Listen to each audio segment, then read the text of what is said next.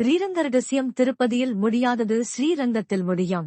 தெரியுமா இந்த ரகசியம்? வாழ்வில் அனைத்து செல்வங்களையும் பெற்று சீரும் சிறப்புமாக வாழ்ந்து வரும் நபர்கள் அவர்களுக்கான ஒரு நம்பிக்கையான இடமாக கருதுவது திருப்பதியும் ஒன்று. திருப்பதி சென்றால் திருப்பம் என்பார்கள்.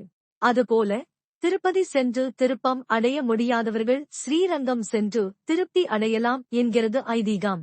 ஆம், ஸ்ரீரங்கத்தில் ஆனந்த பெருமாளை பிரம்ம முகூர்த்த நேரத்தில் தரிசனம் செய்வது மிகவும் நல்லது. குதிரை, பசு, யானை இவை மூன்றையும் கோவிலுக்கு அழைத்து வந்து காலை நேரத்தில் சிறப்பு பூஜை நடத்தப்படும். இந்த பூஜையை பார்க்க வேண்டும்.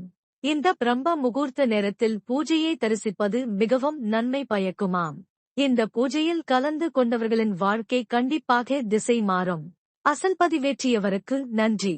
அதாவது வாழ்வில் அனைத்தும் ஒளிமயமானதாக இருக்கும், செல்வ செழிப்புடன் வாழ வழிவகை பிறக்கும். மேலும் வெளிநாடு செல்ல முயற்சி செய்யும் எந்த ஒரு நபருக்கும் அதற்கான வாய்ப்பு வீட்டு கதவை தட்டும். அதோடு அரசு வேலை தேடுவோருக்கு நிச்சயம் அது கைகூடும் என்பது ஐதீகம்.